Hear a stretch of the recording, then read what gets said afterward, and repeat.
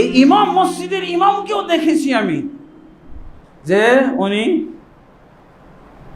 মসজিদে ঢুকলেন, ঢুকে আগে বসলেন, বসার পর উঠে কিছুক্ষণ পর সালাত পড়লেন। দেখুন, তা আমাকে এই ব্যাপারে জিজ্ঞেস করছিল এক জায়গায়, ধানমন্ডি সুবহানবাগে জিজ্ঞেস করছে যে শেখ, এটা কেমন, দলিলের দৃষ্টিতে এটা কেমন যে একজন ব্যক্তি মসজিদে ঢোকার পর আগে বসে একটু বিশ্রাম করে তারপরে উঠে সালাত পড়ে, এটা কেমন, এটার দলিল কি?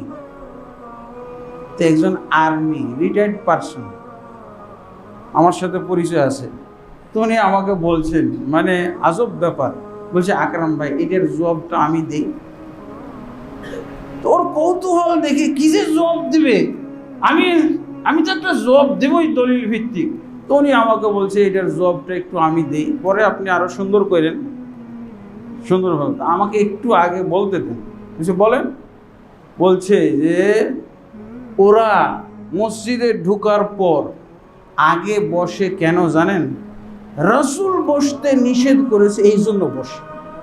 ওরা শয়তানের কারণে বসে। শয়তান বলছে রাসূল বলেছে তুই বসতে পাবি না, আগে সালাত পড়, এই জন্যই তারা আগে বসে। কারণ শয়তান তাকে বলছে তুই আগে বস। রাসূলের বিরোধিতা করার জন্যই শয়তান তাকে পিটাইতেছে যে তুই আগে বস, এই জন্য পড়ে। আমি আসলাম, আসলেই তাই মনে হয়, আসলেই তাই মনে হয়। না বসার আগে বসবে, এই হাদিস কোথায়? তো ইমাম আগে বসে কেন? তার মুক্তাদি আগে বসে কেন? তো এই আর্মি ভাই রিটায়ার্ড পারসন কিন্তু হাদিস পড়ে। আল্লাহু আকবার।